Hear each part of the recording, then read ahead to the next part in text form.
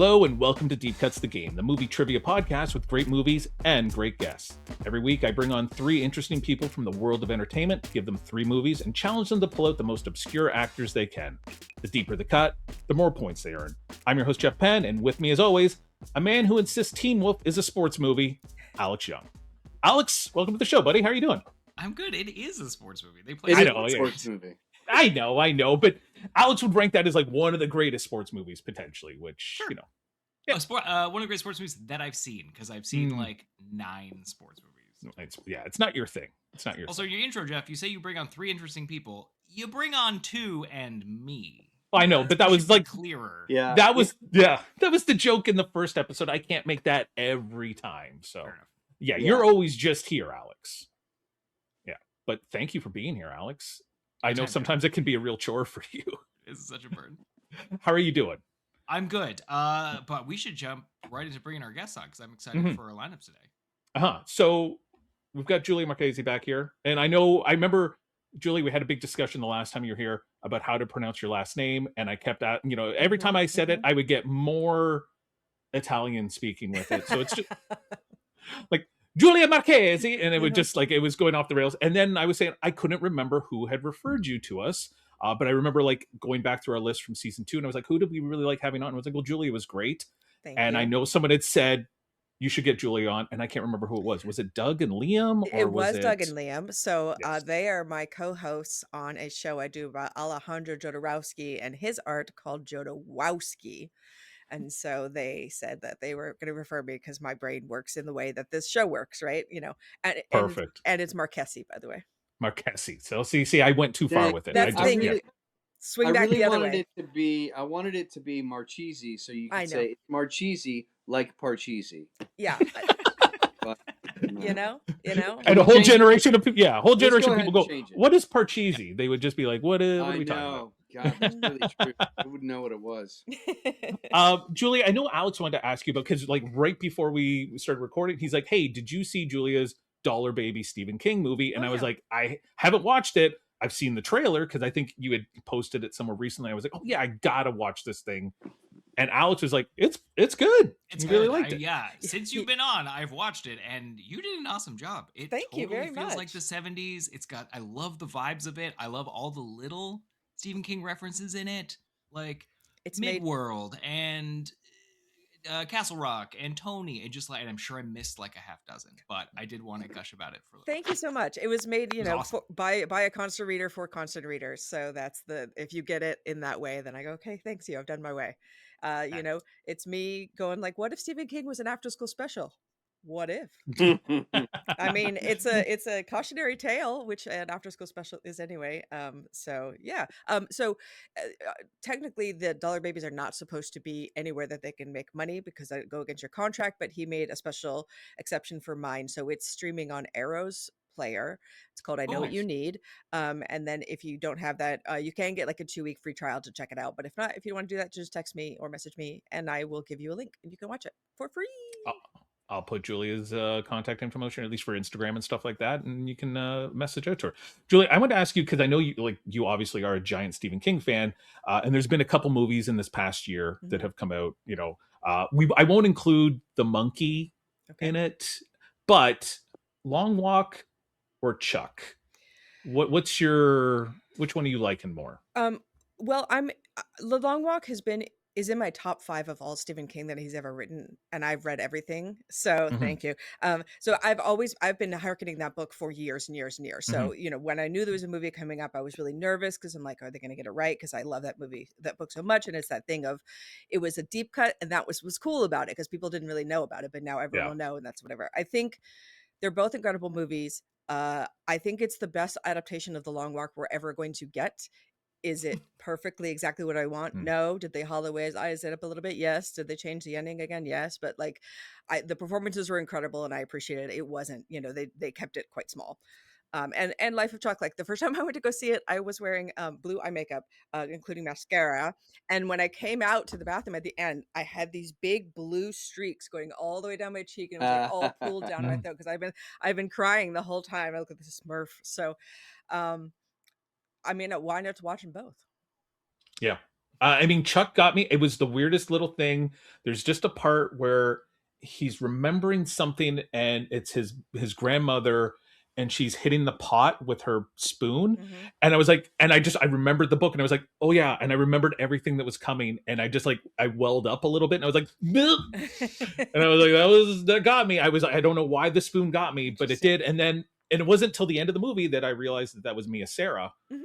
And I was like, oh, I did not know Ferris Bueller's Always girlfriend was in happy to this movie. see her beautiful face. And Yeah. we love us some Mike Flanagan. We're hoping that the Dark Tower will be his sometime, please. Mm-hmm. The Tower junkies like myself long for it, especially from a constant reader such as Mike Flanagan. Yeah.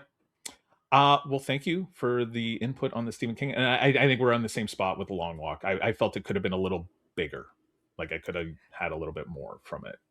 I'm glad they didn't stray off the road. I was afraid it was going to get lost into like a thing of like flashbacks and craziness and stuff. I'm glad they didn't do that. But the ending was confusing to me. And I like Bachman because Bachman's really like all about one man's struggling into insanity, like falling into madness, right? And like that's what I love about it. And they're all very like mean and angry, and I wanted it to be angrier than it was. So like they kind of like soften the edges a bit. But Alex, was that your cat purring on the microphone there for a second? It very well might have been. Because for a second I thought I heard a helicopter, and I was like, "Oh, what's going on in LA?" Oh no, it's a helicopter. I'm in LA. Oh, was it? It is? Okay, oh no, it is. There's a helicopter that's going to be circling, so I'm trying to mute my microphone because I live in no Hollywood. worries. I don't even hear them anymore. Well, let's bring in our other guest for tonight. This is for anyone who grew up with the VCR that always blinked 12. Our guest today is an actor who was everywhere in the 80s, on your TV, on your movie shelf, and burned permanently into a pop culture memory. If you were watching teen dramas, late night cable, or those movies you probably weren't old enough to be watching yet, you've seen him. He's one of those faces that instantly takes you back to a time of malls, mixtapes, and movies that live forever on VHS. Please welcome to Deep Cuts the Game, Matt Adler. Matt, thanks for being here. Hey, gang. Thanks for having me. No, it's awesome to have you. I was saying to Julia before, like right before you got here, 2 days ago, I was like, you know what? I have not watched Flight of the Navigator in, I don't want to say 30 years, but it might be 30 years. Wow. And I remember as a kid loving the parts with the ships and everything like that. But watching it as an adult, I kind of like the first half of the movie almost more.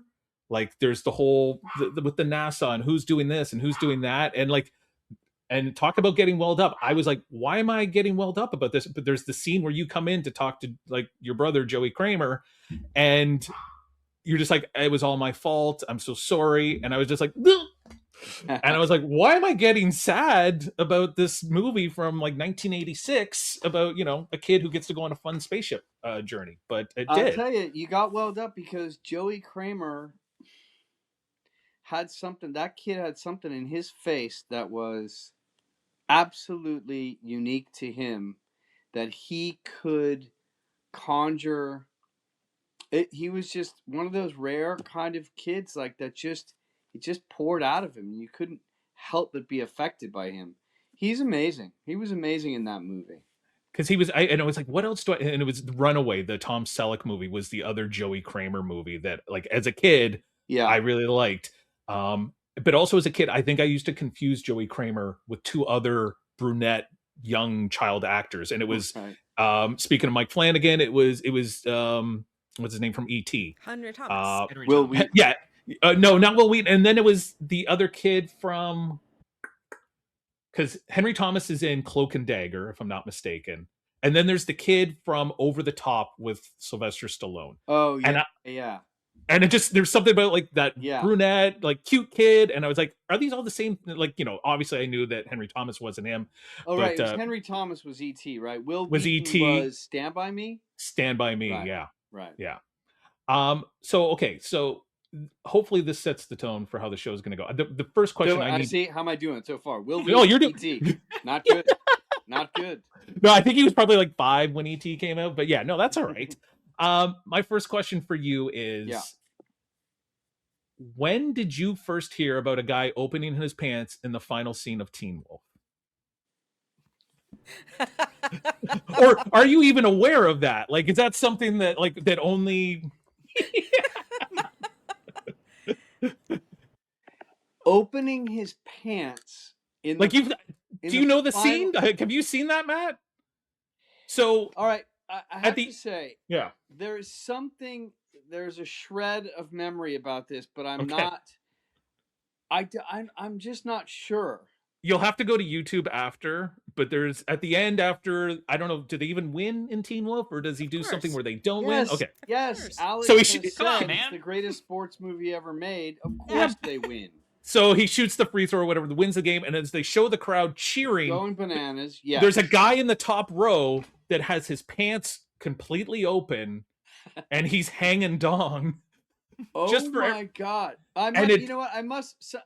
You must have known, but this is almost 40 years ago. So yeah, and it's just one of those things that I don't think people knew even right away. Talking about that more than they are, because I think I've been to a lot of like reunion screenings of that movie. It should be. I should know more about that than I do. I mean, I was like, what do I want to ask about Teen Wolf? Not and I was me, like, no. No, it's Styles. It's the guy who's playing Styles. It's no one recognized. It's just this wide shot, but like clearly he's, and no shame on him. It's big enough that you can see from this like long shot. So are you just doing this so that when we get off of this podcast, like it's not really true, but I'm going to be staring at my screen looking for this guy? It's not gonna be hard to find. I'm pretty sure YouTube's got it. Top right. Top right corner, guy in the top row. Yeah, Julie and I both know where it is. Wow. So we were talking about Flight of the Navigator, right? And I believe it's one of your earliest credits, right? Like other than maybe like commercials and stuff like that. It's I had done a couple things, a couple commercials. I had done an episode of Trapper John MD. Mm-hmm. I had done a after school special called For Extra Points, Julia. Sorry, man. No. Drug Busters, starring some kid and me and one of the co-stars, Adam Sandler. Really? Thank you. Very serious, not funny. And that's the one and only time I ever met him. Okay. I mean, I know you did a TV movie called Shattered Vows with Valerie Bertinelli. I did. What a thrill that was. That was actually my very first TV show job. It was a movie of the week. Patricia Neal, Valerie Bertinelli, and I was like her brother. David Morse, I think, is the priest. Yes, exactly right. Exactly right. Yeah. And then I had done... Sometimes I get confused whether Whitewater Summer came first or Flight of the Navigator. I think Whitewater. I think it was Flight of the Navigator was first. It was first because it's Flight of the Navigator, and then the next year it's Whitewater Summer, and then North Shore, like that same year. I'm going to back you up on that. I think I think Whitewater Summer was first, then Flight of the Navigator, and then. I mean, you know what? I could be wrong. You probably are looking at the list. I'm looking at IMDb. Yeah, no, but and you also maybe filmed them out of order. Yeah, I shot Flight of the Navigator in 1986, and I thought I did Whitewater Summer in '85, but that could be wrong. So anyway, it was very early, very early. I'd done one, maybe one other movie before. Because Teen Wolf was my first movie. That was as Lewis. Yes. Yeah.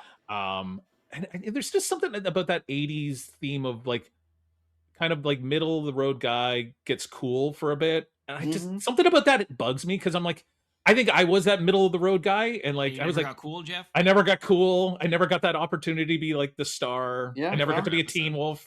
Yeah, you can blame your parents for not being wolves. You can blame you didn't get bit by a spider. You know, a lot of people to blame, Jeff.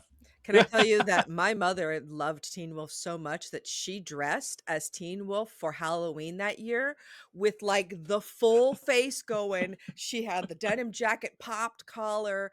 One of my favorite memories is her driving to a party dressed as Teen Wolf. And we look over and Dracula's driving in the car next to us. And we were like, hey, and he was like, hey. And then we kept going. It's tremendous. That is awesome. Is there a photo of this? The moment for me in that movie, the moment that he opens the door and Jimmy Hampton, who plays his father, James Hampton, is full wolf, is like Mhm. one of the great moments of 80s films. Like it was Mhm. it was shocking to us, and we knew it was going to happen. It was like it was so hilarious and so touching, and it had a lot of heart, that movie. And Alex, he's from a good sports movie. I believe he's in The Longest Yard, the Burt Reynolds one from like the Oh, 70s or James whatever it is. Hampton's like, I mean, Yeah. he's been in everything. He's incredible. F Troop as well.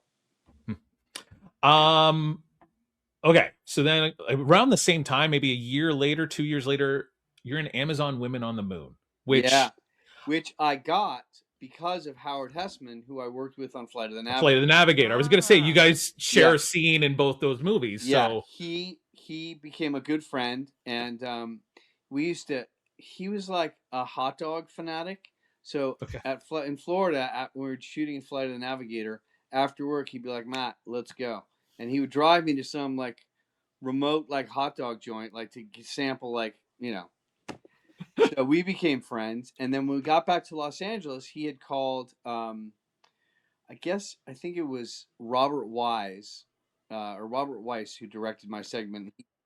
And he called me and said, I want you to use this kid if you don't mind, like seeing him. He was great. I just worked with him, and it was awesome. It was.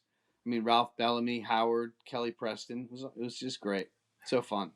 it's weird that you mentioned him being a hot dog fan, because I've been to LA like 3 times or twice. I've been to LA twice, and we went to Pink's one time, sure, because we had to get hot dogs. And my wife was driving, and on the way out of the parking lot, a woman kind of like came, and I was like, "Oh, sorry," and like it was no like screaming. My wife was like, "I'm so sorry." The woman's like, "It's okay." She was in Head of the Class with Howard Hessman. She was like the receptionist or secretary, the love interest. Okay. And it was, they must all love hot dogs from people who were in Head of the Class. I'll tell you, Howard spent a lot of time at hot dog stands, so the odds are pretty good. That he got her onto hot dogs. There used to be a place here in LA called Law Dogs that if you went on Thursdays for between like these hours, they would give you free law advice with your hot dog. Yeah. Really? Yeah. You remember that place, Matt? Yes. How great is that?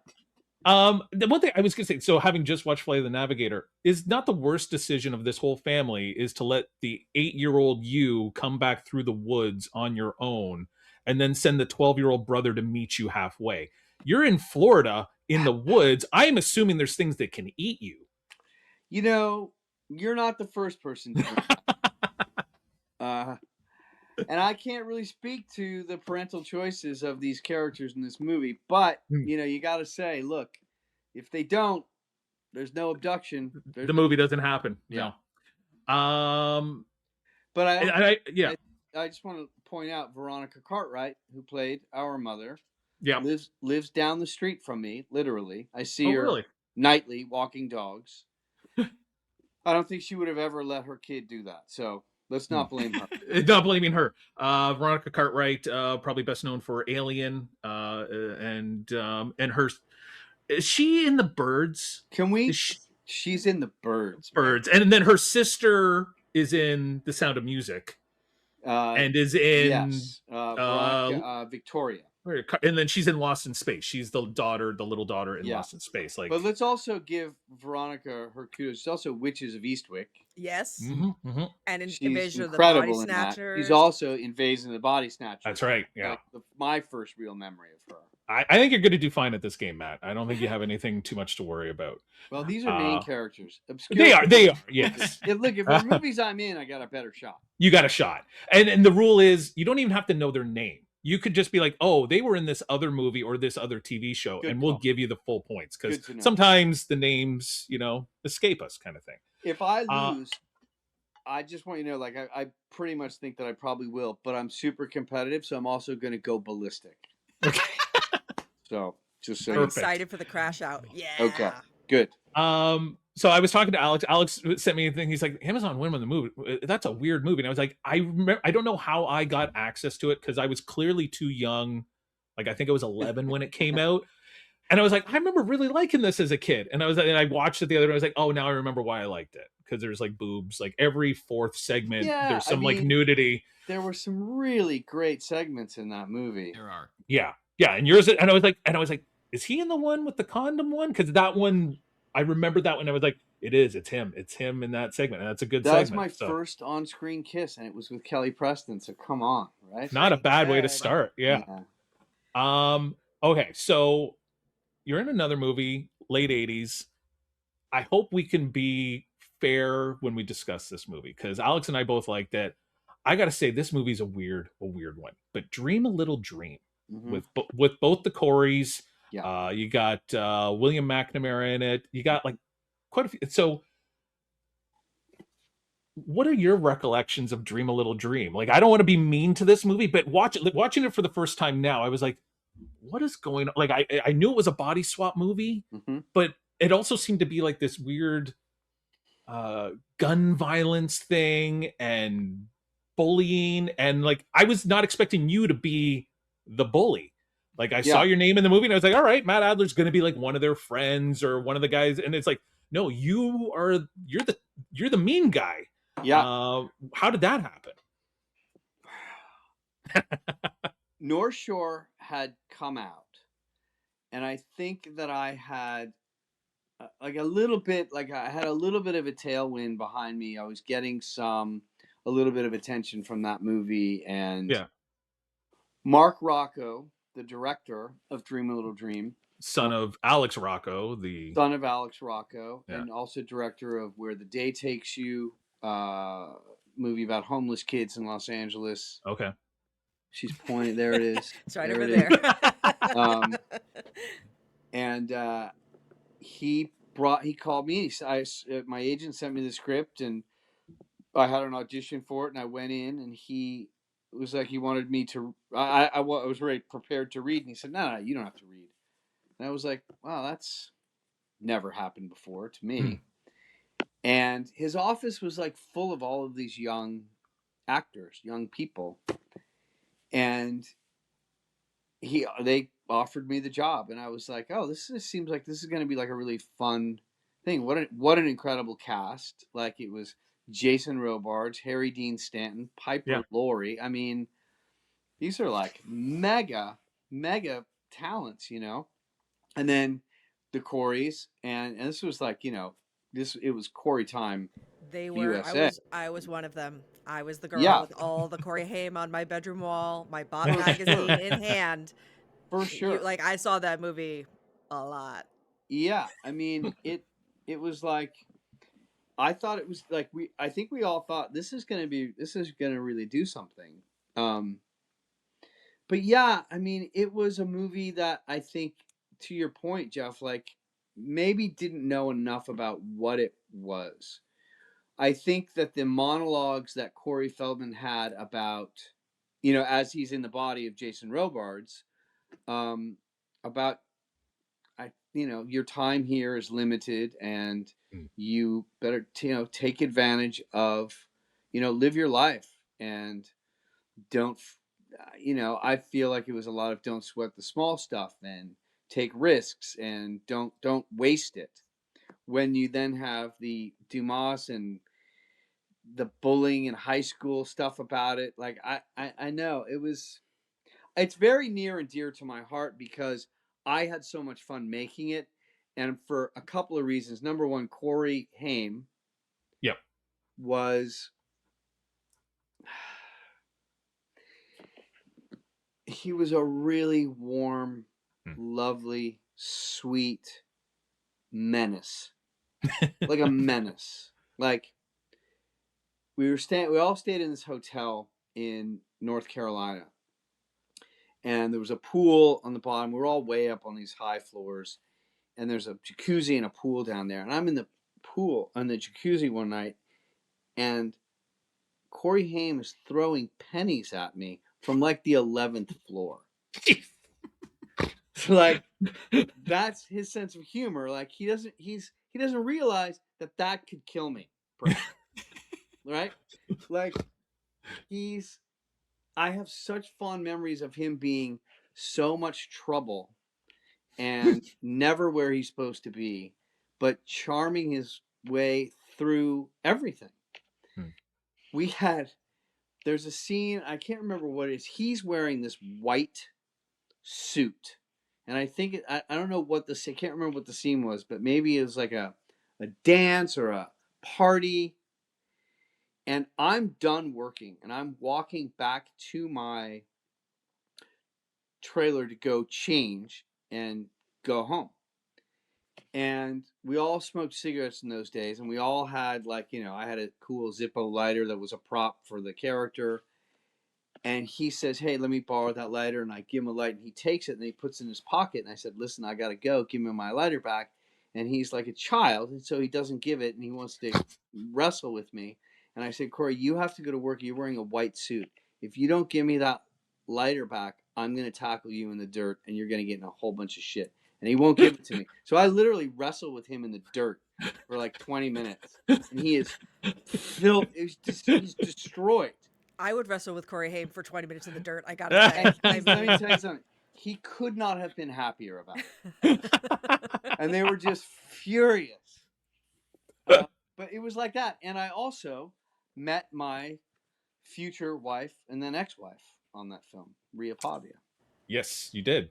I wasn't gonna bring it up. I wasn't gonna. I wasn't sure. Fine, Yeah. fine. How dare you? How dare you? Well, you know what? Maybe I'll put that movie a little closer to my heart now. Like, watching it 37 years later, it's a weird, like, to just kind of drop into it. With all that, what was it? The Michael Damian track, the Rock On. Yeah, I mean, how crazy was that? Yeah, there was so much of that song. Mel Torme, yeah. I mean, what was with the 80s trying to make us like Mel Torme? Like, he was always in, like, Night Court. And I was like, do kids really want to watch Mel Torme? But I guess, yeah. I had so many experiences on that movie as a result of Mark Rocco's, like, fascination with people and movies. Like, so he knew everybody. And there was always, like, we went to, do you remember Jefferson Airplane? Yep. That became Starship. Mickey, what's his last name? The singer. I mean, I could tell you because I've got it on my list of people that are. It's Mickey Thomas. Mickey Thomas. Yeah. Couldn't have been a nicer guy, but like Mark said, we're gonna go record. Somebody sang an Otis Redding song in the movie too, and I can't remember who sang it. I've Got Dreams to Remember, and it's such a beautiful song. So I got to go like hang out with Mickey Thomas while somebody's like recording that song. And hanging out a little bit with Harry Dean Stanton was crazy. What an irascible grump, but nice, like great guy. I saw him before I knew I was going to go do that movie, and I knew he was going to be in it. And I saw him at the grocery store like a couple of weeks before I was going to go. And I introduced myself to him, and I was like, I have to say, I knew it was a bad idea, but I did it anyway. But I introduced myself to him, and I said, "Hey, Mr. Stanton, my name is Matt. I'm going to be in Dream a Little Dream, this movie we're going to go do in North Carolina." And he goes, "Oh." I said, "Yeah, I'm playing Dumas. I'm playing the bad guy." And he goes, "You're going to learn to hate that fucking title." And I was like, "Okay, good talk. I'll see you there." That was our friendship. That's exactly what I wanted. That's what I would need. I need Harry That's what you want from Harry Dean. Exactly. Yeah.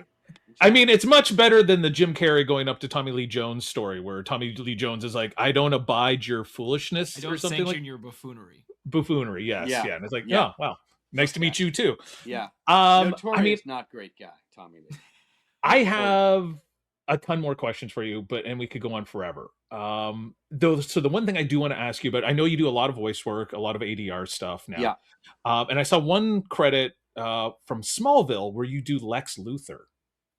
And I'm just curious, do you remember that? Like, what circumstance? Yeah, I do. Okay. I did a lot of episodes of Smallville as a voice actor, doing group ADR and efforts and fight efforts, and we did a lot of that for those shows.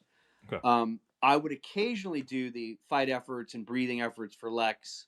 Okay. My very, very one of my late best friend Kirk Bailey did also a ton of Smallville, and he did a lot of breaths for Lex. So a lot of us did who were in the right pitch. Like if you're in the right pitch for somebody who's a lead of a show, you might get asked back a lot for doing the group ADR because there's going to be a lot of efforts for that character. I used to do, like I did every season of X-Files and most episodes because I did all of Duchovny's breaths and efforts. Oh, really? He was terrible at them and he refused to do them.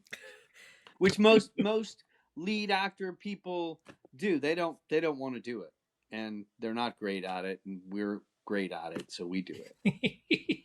Okay, I was curious because you always see ADR and people, and you're like, what does that actually entail? But like you said, you're doing a lot of that, like the breathing and stuff like that. That's not getting picked up. Breathing, fight efforts, and then it's all the other background specialty stuff, all the walkie-talkie stuff on cop shows and fire shows. It's all done later. I love when it's so apparently transparent, like it's clear that it's been ADR'd, like a person's mouth isn't moving and they've like tried to just like double line it, and I was like, come on, like at least cut to the guy with his back to the camera or something like that, right? Yeah, sometimes like rare occasions there are some things that are just like unavoidable, like they want to change a line because it matters to the story and they can't bury it somewhere else. It can't come from off screen. It's got to be this character at this time, and it sucks. We all are like so embarrassed. We just want to go, look, that's not us. We didn't do that, Luke. They made us do that like that, but sometimes. All right, so the one thing I want to try with you, and I've never done this on the show before. Whoa. So I've got a list of some of your movies here, and I'm going to give you one or the other, and I'm wondering what we should base it. I just want you to pick one movie, and I'm going to say which movie. It doesn't have to be the best movie, but which movie did you have the most fun making? If that, rather, because sometimes best movie, that's subjective. Which movie's better? Yeah. So I'm going to give you. Okay, so doing time on planet Earth or diving in? Absolutely doing time on planet Earth. All right, so doing time on planet Earth or nowhere to run?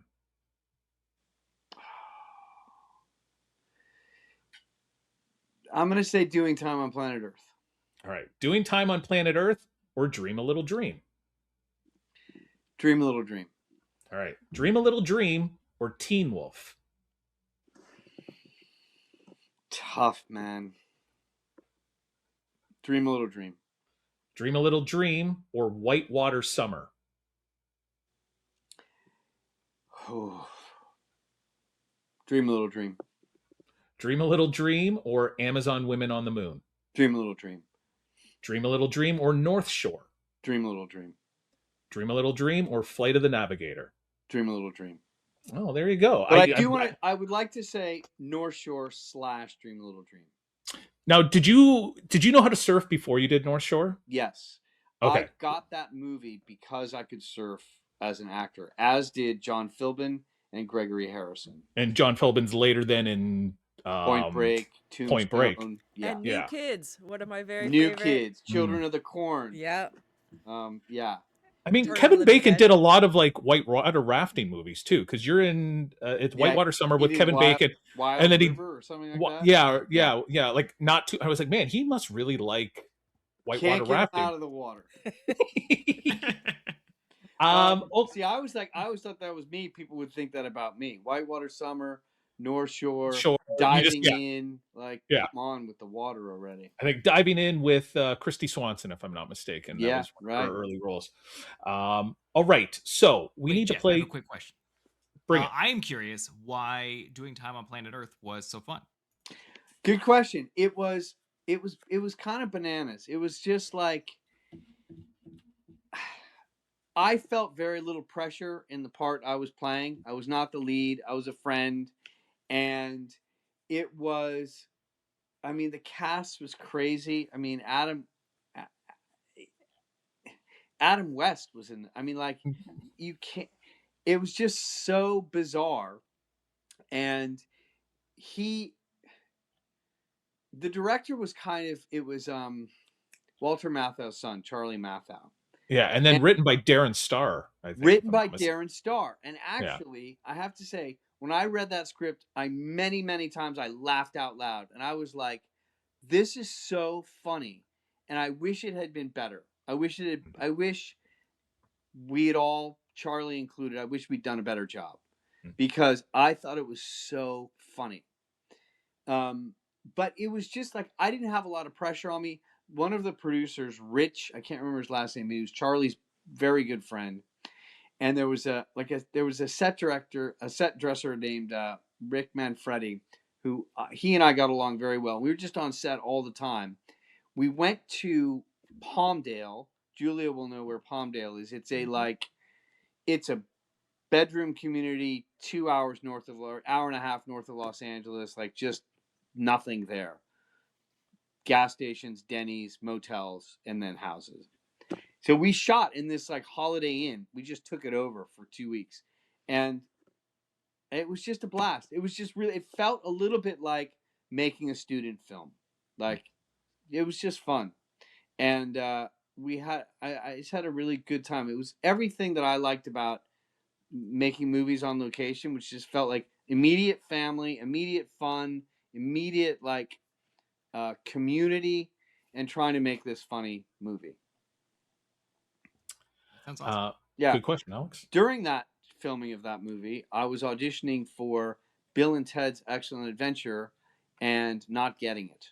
I was gonna ask you about that, but I felt that was a mean question. But I have seen like someone posted some of the auditions. Recently. Yeah. It's going around again. It's like making it second go around the because like I remember seeing like Pauly Shore trying out I'd for never it. seen the Donovan Leitch footage. I'd never seen. I was like, hey, Donovan Leitch. I'd forgotten. So that day that I was there doing that, it was me, Keanu, Alex, and Doug McKeon. Mm-hmm. And it was the four of us. I don't remember seeing Pauly, so it might have been a different day with Dono and Pauly, and the kid who went on to do summer school with Dean Cameron, the other long-haired blonde kid. Mm-hmm. Gary Riley. Okay, yeah. So, yeah, starting, I don't know, 2 weeks ago, everybody in the world was sending me that footage again. I was like, oh, yeah. Thanks for rubbing it in. And it's so funny. I didn't know who Donovan Leitch was until like 3 weeks ago. Really? Come on now. And you look back and he's in some movies that you know. Yeah, because we had Dean Cameron on, right, and we mentioned The Blob. And he's like, I was like, yeah, the Kevin Dillon Blob movie. And he's like, the Donovan Leitch movie. And I was like, who the heck's Donovan Leitch? Exactly. And then I watch him like, oh, he's the guy that gets killed. And then sure enough, this shows up with the Bill and Ted's. And now you've met. And I was like, man, Donovan Leitch is everywhere now. Have you seen the In Crowd that he's in? Because that one's really fun. It's like Hairspray, but he's the main character, and he's in an after-school dance show. He can dance like nobody's business. He can also sing. I've seen him here in LA perform a lot. Like, he is incredible. He's one of my absolute favorites. So yes, Donovan Leitch is the Blob. That's very cool. Not Shawnee Smith's The Blob, or Kevin Dillon. Can I ask you a question as a fellow actor? How do you feel about that footage coming out? Because as far as you knew, you were in this room auditioning. This footage was going to be seen by the casting director. That's it. You don't expect it to pop up years later online. Does it make you feel weird? You know, the first time somebody ever sent that around, and this is a couple of years ago, I saw it. Yeah, I was a little taken aback by it. And I was like, I think this is like maybe not cool. I know it's not cool to do it, but 30 years later, some intern's going through a box of whatever and finds audition tapes and thinks, hey, how funny, I'll post this stuff, online. Now, do I care? I mean, no. And what's kind of fun for me is reading all of the comments people say about who they think is better, who they think should, like, just randos all over the country, like, giving their casting opinions is kind of hilarious. Totally. So but I know what you mean, Julia. It's like it hit me for a minute. It's like, it's kind of gross, and it's a little embarrassing, but at the same time, I've done more embarrassing things, I guess. I mean, you're on this podcast tonight. I'll live to regret it, I'm sure. Yeah, this is going to be seen by hundreds of people. Yes. So the first thing we do is we got to decide who's going to go first, second, or third. So I'm going to give you the name of an actor or an actress, and you got to try to tell me what you think is their number one on their IMDb. So we call it the IMDb game. Mm-hmm. For you, it might be Flight of the Navigator. It might be Teen Wolf. It might be something like. What does number one mean, though? Because that's like chronological, right? No. So they've got on IMDb. It says known for, and they give you 4 things. So According to your known for. See, I would just assume everyone's looking at their own IMDb every day just to see what's going on. But for you, it's Flight of the Navigator, Teen Wolf, another movie that I'm not going to say because it's going to be part of the game and I don't want to give it away, and then The Day the Earth Stood Still. Which is crazy because you were additional crew. Yeah, it should have been something. There's a million things on there that are just voiceover stuff. But I bet, so I'm going to guess that it has to possibly do with like a monetary team. I mean, I would say probably Flight of the Navigator made more money than anything else I've done. That would be a guess. Yeah. Possibly that or Teen Wolf. So the question for you tonight is, I'm going to give you someone that you did work with. Yeah. And you got to try to tell me what their number one is, or their two, or their three, or their four. So you did do a movie with them. We've talked about him a little bit. Mm-hmm. Kevin Bacon. Sure. So what do you think number one? Only give me one. Save some for Julia and Alex.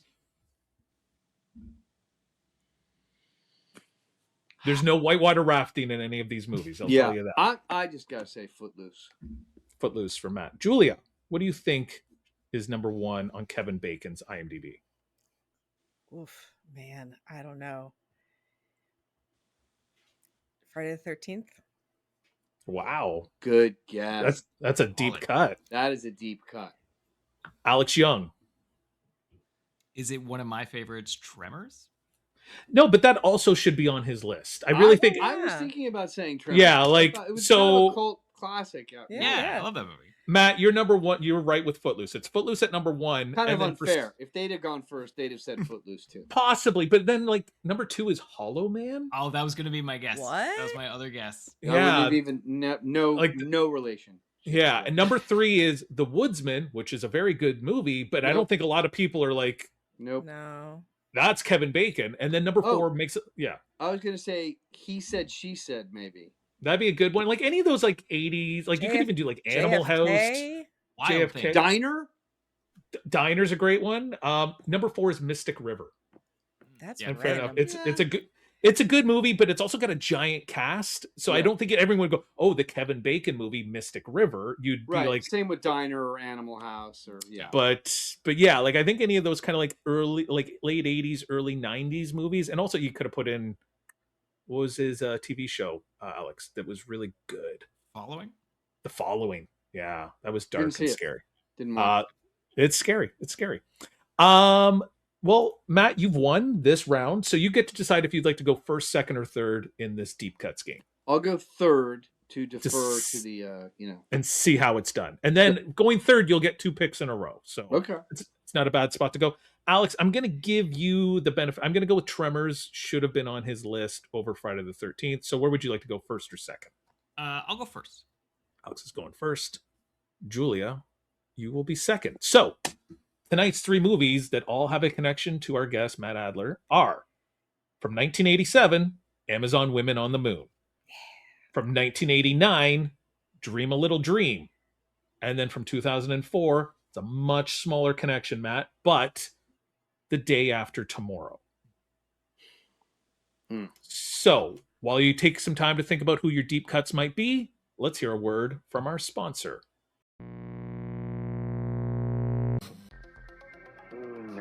What evil lurks in the hearts of men. Turn your dial to find the frequency of the past. Captain Midnight. Where the classic stories of mysteries, sci-fi, thrillers, and suspense are found waiting to be heard once again. Another case for Nick Carter, Master Detective. You'll find a variety of those stories here, in their original form, where each episode takes you to another place or time. The Man of Bronze, Doc Savage. But only when you find the mystery frequency. Available everywhere. The Shadow knows. All right, we are back with Deep Cuts the Game. I've got Matt Adler, Julia Marchese. Marchese. Just make it more Marchese. American, less Italian. I know, it's crazy, right? And Alex Young. The movies tonight are Dream a Little Dream, Amazon Women on the Moon, and The Day After Tomorrow. Alex, you have elected to go first. What is your deepest cut from any of these 3 movies? I want to pull from The Day After Tomorrow because I love that movie. I love like every Roland Emmerich movie. But I haven't seen it since the theater, and my brain is bad. That's 22 years ago at this point, which is crazy. That's because we are now on like the day after tomorrow, after tomorrow, after tomorrow. Like it's so on and so forth. Yeah. So I'm gonna pull from Amazon Women on the Moon, which I thoroughly enjoyed. And I guess my deepest cut for this is Joey Pants with the hair Joey in the Pants. heirloom. Joey Pants wearing like the carpet wig that he's got. Yeah. So I have to tell you that my thing when I'm watching VHS is that I love to call the numbers that they have. So if there's like a 1-800 number, I call it. So there's in that segment, it's 1-800 get hair, and I was like, all right, called it. Some guy answers hair transplant services, and I like for a moment I was like, what? And I was like, oh, wrong number. But I was like, wow. So still in use, guys. Still in use. Probably not for hair looming, but we never know. Wow, and it's not even like a recording. Like you've reached hair trip. I totally. Wow. Like, It was Joe Pantoliano. It was Joe Pants. Yeah, it was his business. It was his side hustle. Alex, Joey Pants is worth 8 points, so that's a good start. Julia, what is your first deep cut? Okay, so Amazon Woman in the Room does like, 1,000. There's people so in many it. people in that movie, so hopefully I've written down as Wonderful. many as I can. Yes, So yeah, we'll there see. will be many from this movie. But the first one I got to go with because I'm a huge fan. I have a big stack of his VHS right behind me. Mr. Russ Meyer coming in with his cameo in that movie. It makes me cheer every time. What is Russ Meyer's cameo in that movie? He is the video store clerk who gives the guy the VHS. He's like, hey kid, come over here. Like, He's like, there's Saturday night. There's the big Super Vixens poster behind that might have given him away. Yes, Russ Meyer for 12 points. It's kind of our their director or something like that in it. But yes, Russ Meyer for 12. That's a good pull. Matt, you see how it's done. You don't have to go from Amazon Women on the Moon. You can do either of the movies. You can jump around to wherever you like, but you do get 2 in a row. So what is your first? I am not going to pull from Amazon Women on the Moon, and I'm going to tell you why. I can't remember any of the vignettes. Well, yeah, and you're only in that one scene. I'm in that one, and it's like I know Arsenio Hall's in one. I know Griffin Dunn's in one. I know that there's the Amazon Women on the Moon bit was like full of like obscure 60s and 70s actors. Maybe, oh my God, maybe. Yeah, so I just don't remember it enough. But I'm going to go with my first deep cut is going to be Matt Adler from Day After Tomorrow. And here's why. That movie, if you remember, if anybody remembers, there is a radio that's playing on the truck where they're getting these weather reports. There's one, the lead character is getting these weather reports in his pickup truck late at night as this storm, as this thing is coming, right? And I'm that voice on the radio, and that's like, and I went in and recorded that maybe 5 or 6 different times because they kept changing what they wanted to tell the audience about this thing. So that's my deep cut from that movie because it was so specific. Yeah. Matt, and the thing is, the way it works is because you said Matt Adler, you get Matt Adler points for all the movies. So that's like nobody else can do Matt Adler. So Matt Adler for The Day After Tomorrow's were 17 points. Oh my God! I mean, it's like, who's in the lead now? You are incredible. 8 points for Amazon Women on the Moon and 7 points for Dream a Little Dream. So you picked up 32 points. Well done. You're not going to be able to do that again. No. So that only happens once, but you do get your second deep cut. Okay. That was Dream a Little Dream, right? Was the other film? It's Dream a Little Dream, yeah, Amazon Women, and the Day After Tomorrow, which once again, you probably didn't really see anyone else because you were recording audio, so you didn't really share. Yeah, there's not a lot I remember about the movie. Okay. Well, it's a good thing you picked up that 32 points then in the first round. Lucky call. Lucky that I happen to remember that at least. So let's go Dream a Little Dream. And I'm going to go with, I'm not going to go with Alex Rocco, but I'm going to go with the woman who played his wife, Victoria Jackson, former SNL alum. Yep. And then she put herself into obscurity, going full bore, like born again Christian, kind of a little bit off the rails, like refused to do movies anymore that had any sort of like really went a little like all the way. So Uh, Victoria Jackson's my call. Victoria Jackson for 11 points. Fair enough. Nice. And I was going to say, I think there's a little bit of connection. You did a couple of episodes of a TV show, and I wrote it down, Life with Bonnie, the Bonnie Hunt TV show. Yeah. And we had a guest on. His name was Don Lake. And I don't know if you ever bumped into Don. Don Lake was her writing. Yeah. What a guy. What an incredible guy. He had been on a Canadian show called Bizarre, which was kind of like where Super Dave Osborne came from. Yeah. And so Dawn and Victoria Jackson had known each because she used to perform. She would do her like the cheerleader routine. She would like spin the things. Like that's kind of where she got her start, was on Bizarre with Don Lake, who then you would have known from. Yeah. What a Bonnie. Sweetheart of a guy. What a funny guy. And the two of them together, Bonnie and him.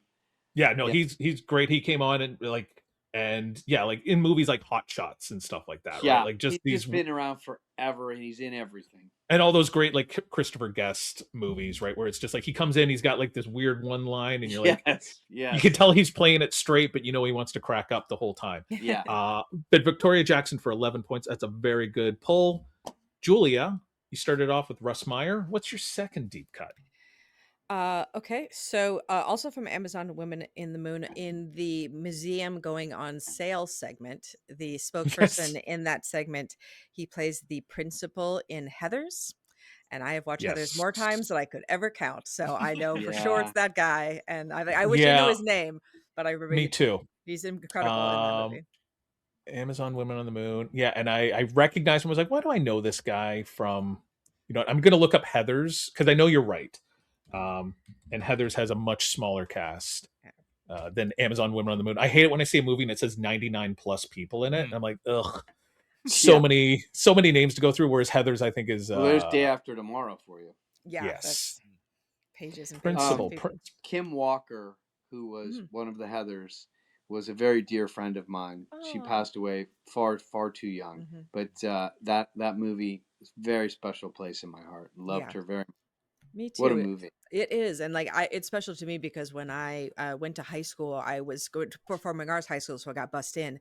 And the first day of school, I didn't know anybody. And in English class, there was these two girls across the way who started quoting Heathers, and I joined in. And they were like, "Oh, you know Heathers? Come and sit with us." And I did, and they've ended up being some of my best friends in my life. Like still friends with them. So it's so lovely, you know. The art can do that. His name is John Ingle. And Heathers and General Hospital. Okay. He's in like 600 episodes of General Hospital as Edward Quartermain. So he was like, they were the Quartermains. So that's he was the patriarch of the family. So John Ingle for 14 points. Cool. It's pretty obscure. Alex, what's your second and your third deep cuts? Not going to be that deep, but I'll do my best. So from Dream a Little Dream, I'll take recent deep cuts guest Billy McNamara. Yep. Okay. Who brings a gun and threatens you with that gun. He went from 0 to 60 there, right? Very quickly. Like, because you tripped him. Like you tripped him on the way into the dance, I think is what set it off, and then he lures you guys. Listen, I said some not nice things about his Meredith. Like, wasn't nice what I said. Alex, William McNamara is worth 7 points. Great. So it's a good cut. What is your third deep cut? Another from Amazon Women on the Moon that I really enjoyed, in the Son of Invisible Man sketch, starring a young Ed Begley Jr. Yes, it was. Very funny. See, I don't remember any of this until you guys say it, and then I go, "Oh yeah." Right. And it was funny because I knew he was in it, and I was watching it, and as soon as the Invisible Man showed up, I was like, "Oh, it's Ed Begley Jr." Like as soon as I heard his voice, So Ed Begley Jr. for 8 points, Alex. Who I wonder, he must have been wearing something because there's a lot. You can see it in two of the shots. He's got like a little like sock going. Okay, just like a little pouch. That's pretty brave of him. I'll give him credit for that. An average size pouch. I don't want to be rude. Julia, we're back to you. What's your third deep cut? Well, I'm not going to get to shout out my favorite segment in this in Amazon Women on the Moon because, but the Jack the Ripper Loch Ness Monster segment is my favorite segment of all time. I just like to say, shouting it out there. My third is the guy in the Revenge of the Nerds, the frat guy who yells nerds. That guy. Yes, and he's in Amazon. He's one of the pirates. The video The pirates, the video pirates. Mhm. He's also best known for one of our listeners' favorite movies, Bloodsport. His Donald Gibb is the actor's name. He's whatever Jackson. He's Action Jackson in Bloodsport. He's Van Damme's best friend. Can you imagine how many times people have yelled nerds at him in his lifetime? It's got to be in the like billions. Yeah. That is a deep buried obscure cut. That's like I can't beat that. Me neither. I mean, you did when you said Matt Adler. I mean, I know it's a little unfair, but it's a little unfair. Donald Gibb. That's going down all the way down the road and turning the corner and then going up some random driveway. Thank you very much. I appreciate it. He's worth 11 points. I always like him because he's able to do a thing where he's like able to make himself look cross-eyed. Yeah. Like he's always got like one eye kind of looking the wrong way. And once again, I think he was in Night Court a couple times. So well done, Donald Gibb. Okay, Matt, we're back to you. Get your third and your I'd really fourth like to deep switch cuts. movies at this point, but let's see. I got nothing from Day After Tomorrow. I have oh boy. I mean,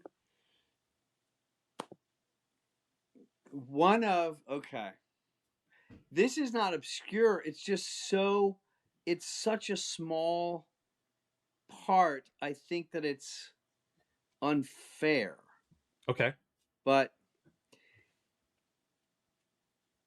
okay, hold on. Let me go back. All right, I'm going to go this way. I'm going to go with this. This was my first instinct earlier on was Lala Sloatman. Lala Sloatman, who was Corey Haim's girlfriend in the movie, who is the niece of Frank Zappa. Oh, wow. And cousin to Moon and Dweezil and Amit. And yeah. Because I think she plays Feldman's girlfriend in the movie, right? I know her from. She's in Pump Up the Volume as well. And she's in Pump Up the Volume. Yeah. That's a good cut. She's worth 12 points. Who also then was the longtime girlfriend of who was the band? Heroin Addict. Not Great Story. A Lot of Trouble. Not Counting Crows, but the same type of band. Okay. Red Hot Chili Peppers? No. Had a huge hit with the cover of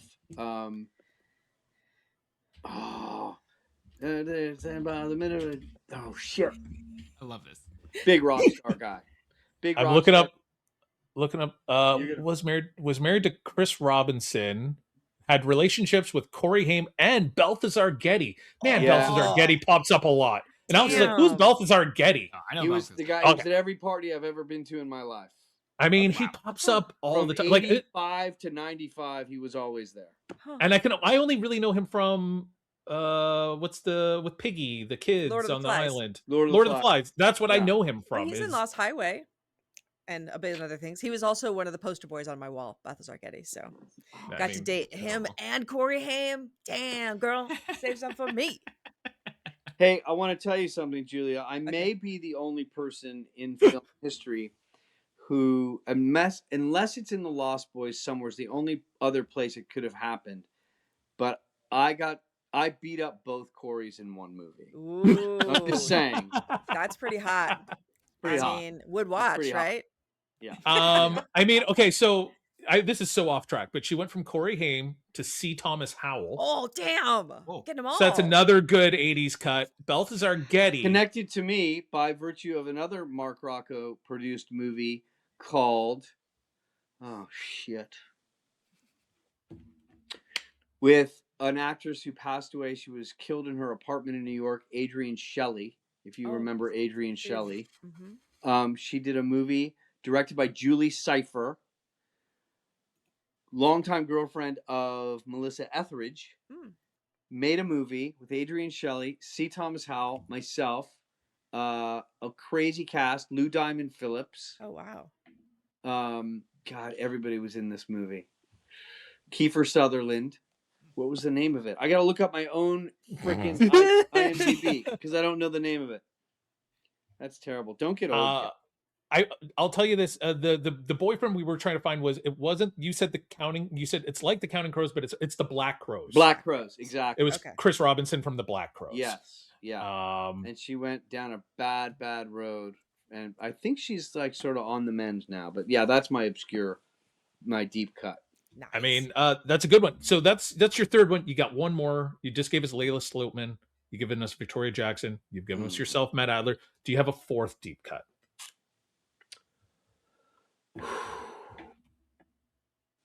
Dream Little Dream. I mean, can I just opt out, or can I just say? I mean, you've already named someone pretty obscure in the movie. Arsenio Hall from Amazon Women on the Moon. Man, yes, not bad.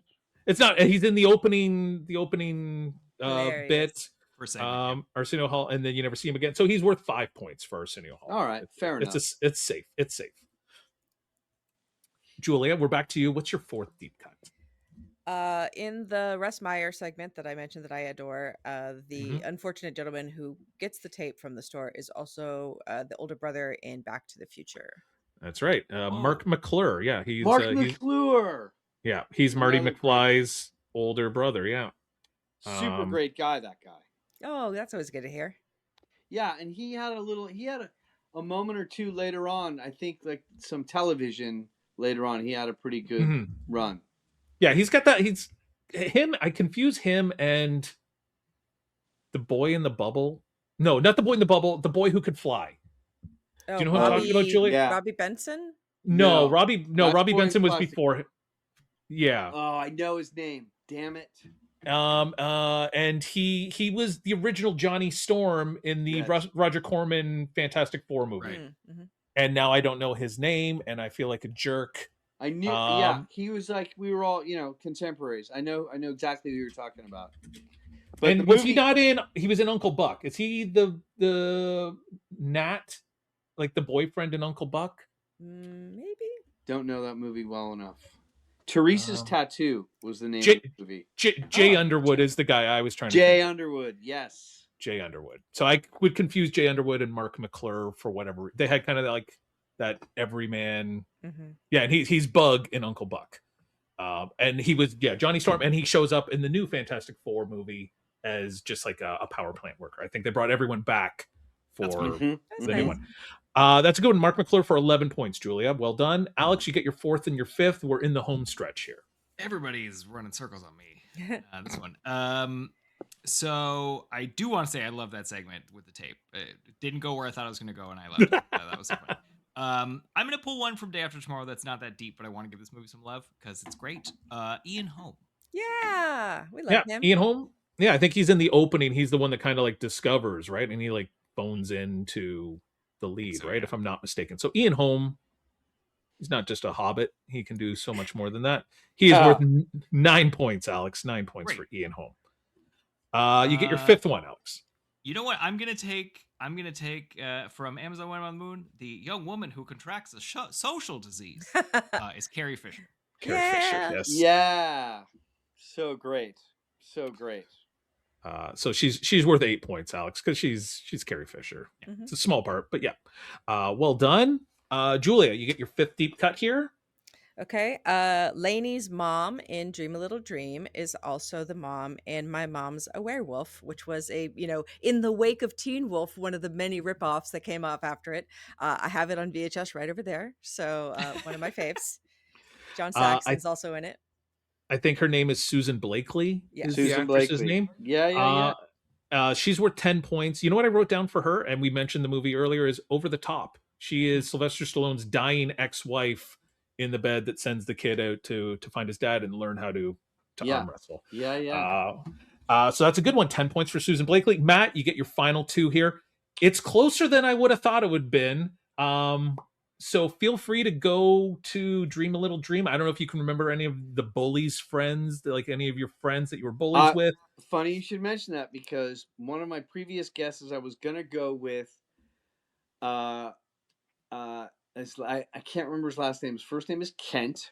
And he, again, crazily enough, lives in my neighborhood. So apparently, all the people I Wow. work with, we all live around the corner from each other. But I've decided to switch it Okay. because there is a really obscure Hollywood touchstone, and it's Josh Evans. Is one of my bullies wearing the studded jackets, right? And he is son of Ally McGraw and Bob Evans. Whoa. Oh, wow. Right? All right. That's bananas. Yeah. Matt, do you want to come back on our show like every week? Like, I was thinking about this last night. Like, Hollywood seemed to be a much smaller place in the 70s and 80s. Like, everyone seemed to kind of know I have to tell you, someone. I mean, I don't know, Julia, I'm sure that you are quite many, many years younger than me, but what you've said, Jeff, really hits home with me, and I talk about this a lot. That period of time in this town between, I'll say, 84 and like 92 was magical. To be an actor, the whole teen movie like thing, the Brat Pack, and that whole like era of time where you have, the John Hughes movies, you have these all of like you always felt like you could get these jobs. Big directors would come into town casting a movie, and they weren't all just going to name people. You could go in and read for these big directors and you could get these jobs, and it really felt like anything was possible. And it felt like a small town because the audition rooms are all full of the same people, and there were your nemesis who like you just could not get over the I just could not get over the top of John Cryer and the other guy. Like, they just fucking killed me. They killed me every time. And it had a very special time. And you'd go to movie screenings and premieres all the time, and like you could just walk in because the doorman knew you. Like, it was just like, it did feel like a very small kind of like, community of people. And that's long gone. Yeah, it seems, with all the streaming and just like, back in the day, there was 3 networks. Yeah. And you had your studios for the movies, but now it's like between Netflix and Prime and Disney and like everyone can, it's not a bad thing that anyone can kind of make a movie, but it's like, you might never meet this person kind of thing. Whereas like when you were growing up and you were in California, like you were like, I knew these guys. I went to school with them, and we would show up at the same auditions, and you maybe kind of root for them, but you're also kind of not rooting for them. Yeah, I mean, it's true. It's like we would have like you go to a room like for a really big movie, and would come down to like the last 4 or 5 people. Well, one of those 4 or 5 people was like invariably one of your good friends. So it was like always like, well, if I don't get it, I hope he gets it, and it had that feeling. But then that Dick Keanu Reeves got it. Does that guy need anything else? River's Edge, man, that one killed me. Were you up for River's Edge? Oh yeah, of course. Just assume that I was. There was rafting involved. There was water. Everything. Yeah, you were up for everything. Yeah, it's right. Right there. All right. Right there. I got it. I'm not in it, by the way. We're on your final deep cut. You're doing very good. You gave us Josh Evans for 12 points. Oh, I got to do another one. You got your 6th one. This is it. Shit balls. Okay. I mean, you gave me half the name, which I'm willing to give you for the other bully. Other bully? I'm willing to give that one to you if you want to take that, or if you want to go a different direction. Look, I'm going to go different. I just feel like it's so strange to say this person is obscure because they're like, I think, an Oscar winner, but I'm going to go with Piper Laurie, mother of Carrie in Carrie. That's right. Playing Jason Robards' wife in Dream a Little Dream. And honestly, she's not in the movie a whole lot. So it's because she's in the dream world wherever she is. Alex, did you recognize her? I did not. I didn't. I've seen Carrie a dozen times. No, and you've never seen Twin Peaks? She's Catherine Martell in Twin Peaks. I have the complete series. My partner and I. It's our next watch. I watched the first season years ago, right? And I'm like, I need to catch up. But it's the whole series, including the new miniseries and Fire Walk with Me, and Missing Pieces, the whole shebang. We're gonna do it. Next Alex, time you're on, I'll be all done. Okay. She's also in The Faculty. She is the older teacher that is one of the first ones that gets possessed. So Piper Laurie for 6 points. Okay. So that's a solid cut. I think you've maybe put it at a reach here. Julia, what's your final deep cut? Come on, Julia. Well, I always love a man who's throwing confetti all the time. So you give me some Rip Taylor because gotta love it. Nice. I mean, yeah, that whole Nice. sequence. Yeah, I was like, wow, another person, Just yeah. the confetti everywhere. I love it. Rip Taylor for 10 points. Sweet. It's a good finish. Alex, what's your final deep cut? I want to say, and I'm not going to, but I want to say David Alan Grier because I loved his segment of A Man Afflicted with No Soul. Yeah. Yes. It was very funny. Yes. But maybe slightly more points Griffin Dunn as like the incompetent doctor. I mean, they're both the same, Alex. They're both fairly well known. But as a kid, I think I had only known Griffin Dunn from like this movie and After Hours. American Werewolf. Oh, why And have you seen After Hours as a kid? Werewolf, yeah. I don't think I saw American Werewolf until I was a little bit older, like for whatever reason. But for whatever reason, I saw After Hours and was like, because it was like Adventures in Babysitting for grown-ups kind of thing. Was how I. Such a great film. It really so is. Griffin Dunn for 5 points. It's a good one. So let's see, who did we miss here?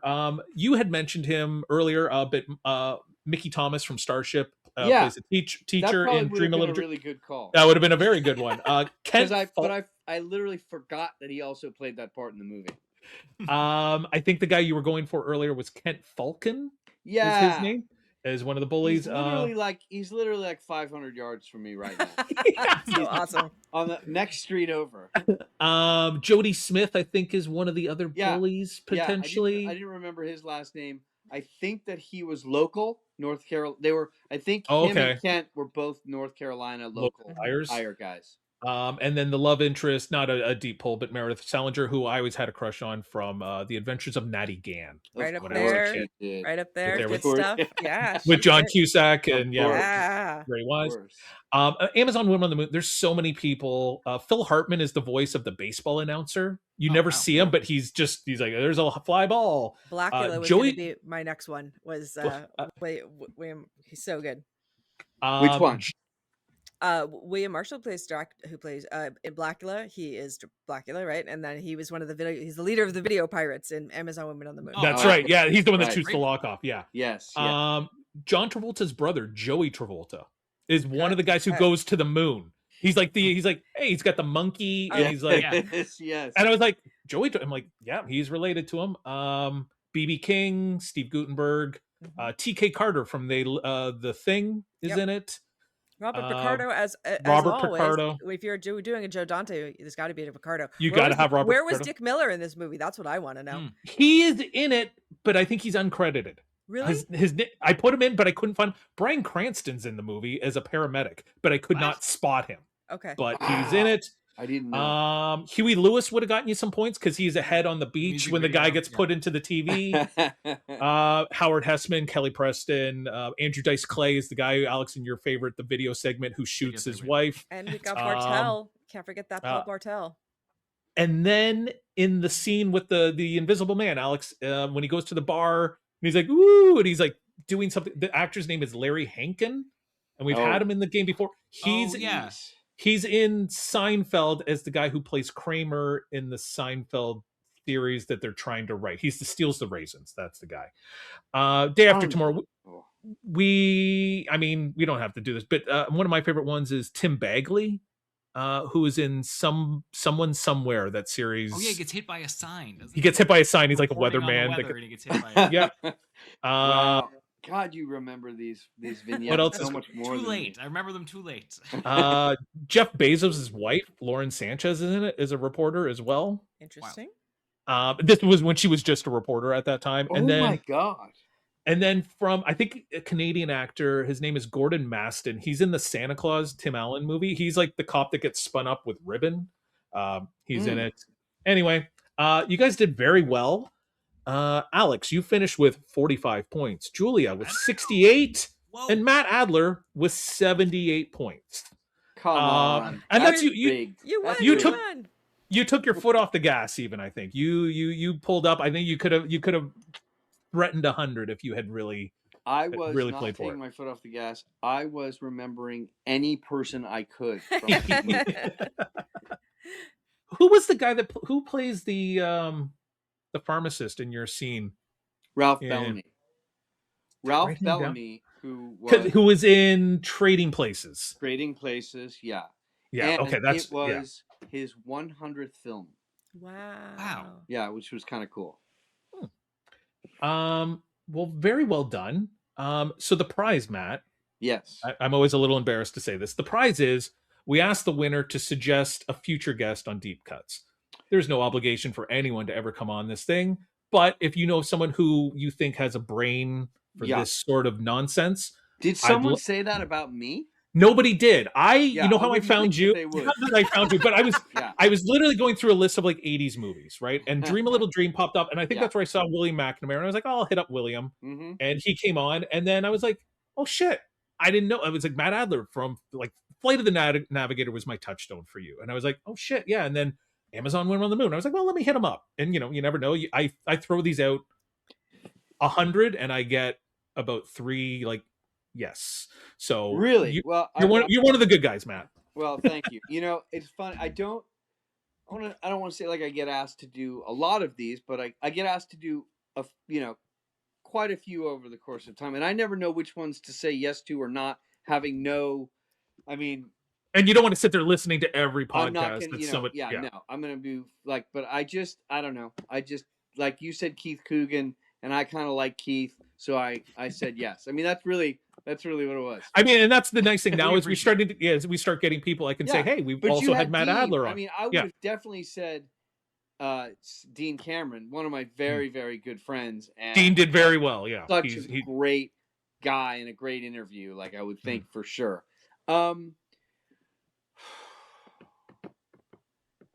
Gosh, man.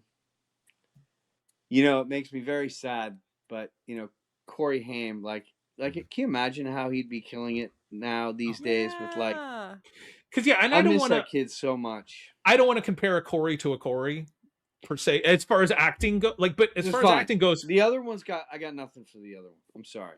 Okay. I just don't. Corey Haim, like even in Dream a Little Dream, I was like, Corey Haim's a lot better of an actor than Corey. He's Feldman magnetic. is. There's like just and then it was Corey on two. Corey Haim was the real deal. Yeah, I mean, and then Lucas. Yeah. I mean, you know, everything he touched, he was just great. Silver Bullet's way better than it should be. Yeah. Right? Like for a License to Drive. Yeah. License to Drive, he was so right there. Yeah. I was there opening weekend.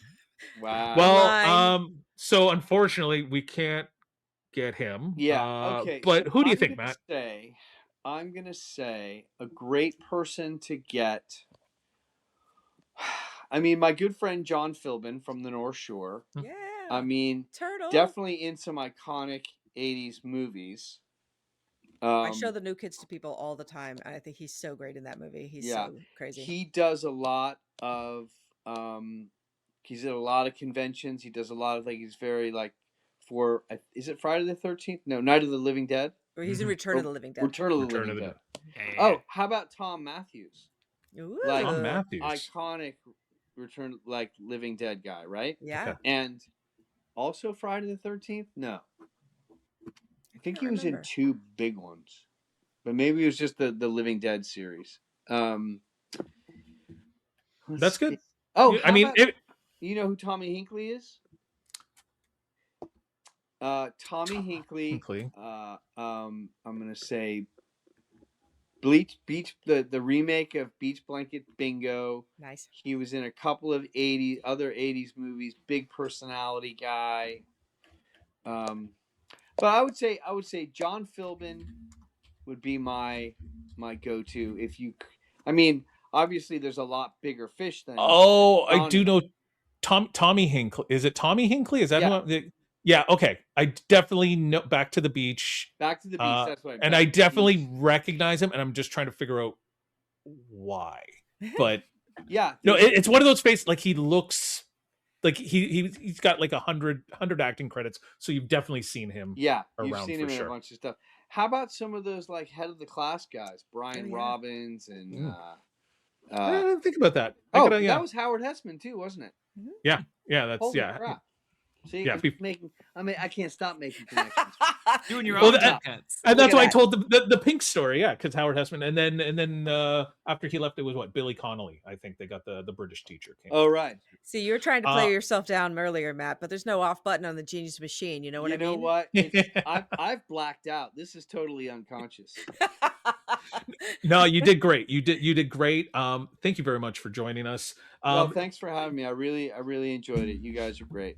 Do you do you do conventions or anything like that, or is if people No, want to I don't- catch up I'll with you, tell like are you like an Instagram kind of guy? I'm on Instagram. I'm at Okay. what am I at? At Matt Adler _. I I'm think. going to follow you right after this if I haven't already. I'll follow you back, babe. Yeah. All right. So I don't do conventions mostly because, well, for a lot of the time, like I don't have any movies that are convention movies. Like there is no North Shore audience that's going to go fill. Surfers are notoriously too cool for school, so they're not going to go get an autograph from me. Teen Wolf would be the only one that I would think would have that kind of following, but I've never been invited. I don't have one of those like conventions managers type people. And you'd have to get the banner and the pictures. Yeah. I mean, I've just never done it. The horror thing is so huge. It's such a juggernaut. And the sci-fi thing is so big.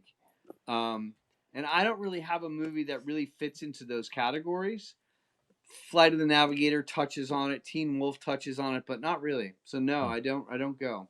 I don't get asked to go. Yeah, you don't think Sarah Jessica Parker's showing up at conventions doing Flight of the Navigator signings and stuff like that? Yeah, no, I don't. Listen, I could be wrong, but I haven't heard. Heard. She has a little purple here's another hair. great Yeah. person you could get. Judy Aronson, from Weird Science and a couple of big horror movies. Friday she was 13th. also in. Yeah. She's a full convention girl, and she's great. All right, perfect. She's great. Thank you very much. Thank you, guys. Don't leave yet, Julia. What's going on with you? People can find your Stephen King short by following you on Instagram would be a good way, and then they can message you. So yeah, I'm at Julia C. Marchese on all of the platforms. So I have a documentary called Out of Print that you can find streaming, or if you'd like to watch the Stephen King one I directed, you can message me for that. And then I'm on 3 podcasts: Jodorowsky about Alejandro Jodorowsky, The Losers Club about Stephen King, and Horror Movie Survival Guide about horror movies. So I'm all over the place. Yeah. How do you have time? I know. I have one podcast and I'm exhausted. Alex Young, what about you? You know what? Everybody knows my business, so I'm going to cede my time because I have one last question for Matt, which is, if you remember, what was the lesson learned in your after school special that you did? Okay. I was a drug dealer. Ooh, nice. I believe, if I'm remembering it right. I mean, it's a little trite to say. I mean, it's like, don't do drugs. I mean, it's the thing. That's a classic one. And I can't be any more specific than that because I can't remember a single thing about it. That's all I was looking for. Because sometimes it's the drugs, sometimes it's the stranger danger. Like, yeah, no, no, the drug it was ones definitely are the classic. drugs. It was definitely the drugs. Yeah. There was something else I wanted to say about. Oh, I wanted to ask you, Julia. Maybe you guys all know the answer to this. Of the other Bachman books, right, that were in the series, what were those titles? Because I know that I read them, but I'm trying to remember. So it's Long Walk, it's The Running Man, Rage, which later got taken out of a bunch of stuff because people didn't like it's Road Work, which a lot of people aren't familiar with, but I really like. And then the later Bachman books is like Blaze and Thinner's a Bachman book. Thinner, but right. I like the really, really early, like Long Walk, Rage, Road Work, like the really angry stuff. That's like stuff that resonates with me. I feel like Long Walk and Rage were my favorites of that series. Yeah, they're both tremendous. The Losers Club podcast I'm on right now is the 2026 is us talking about every novel he's written. So it's like this ultimate ranking of 66 to number 1. What's your number 1? I wasn't gonna say, but like my number 1, they did a thing where like everybody's choices got amalgamated to choice. So my number 1 is It, but that was my number 1 is It. Yeah, my number 1 is It. That hit me right at the right time in my life, the right age, whatever. Who was I in love with that girl, Beverly? Oh my God, was I in love with her? Whew. Yeah. I have to also obscure connection, maybe not that obscure, but I'm so proud of this fact in my life that my wife was in The Stand, the TV That's version right. of The Stand. Whoa. And also that's my number 2 is The Stand for sure. Incredible. Was she Team Vegas or Team Boulder? She was she was a witch, like she had the streak in her hair. Oh yeah, yeah. But Oh, Team who was Las she? Vegas. She's Nadine. I think she was Cross, Vegas. right? Yeah. Yeah. She was I think no good. Well, I grew up in Las Vegas, so when I was reading it, I was like, yeah, Team Las Vegas, obviously. And then everybody later were like, what? They're the bad guys. And honestly, when I booked you, I didn't know you were married to Laura. It was one of those things. I went to your IMDb and I was like, oh, just shoot me. And it was like I saw you on Instagram. And I was like, oh, I wonder if they know each other. And I was like, oh, they're married. We do know each other fairly well. And she's such a better actor than me, and I'm so much more proud of her. Like I learned so much from her. Just like if she's doing like a self-tape for an audition or something, I'm like, she's just so freaking good. And like, I'm the one who get asked to do the podcast. It's ridiculous. Well, then you can recommend her. There we are. I was about to say, I was like, I didn't think we could get her, but you can't.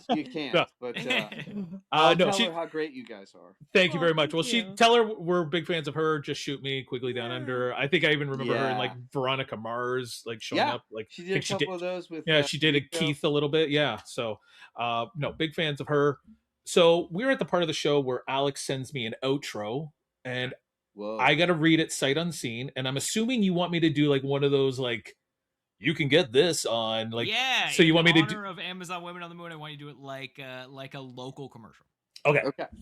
All right. This is giving me no thought here, Alex, and you're making me do it in front of a guy who does voice work and ADR stuff. So he's like, well, I was gonna tell Jeff to do this, but let me get the robes on for All right. Are you tired of podcasts that don't give you the unbeatable value you deserve?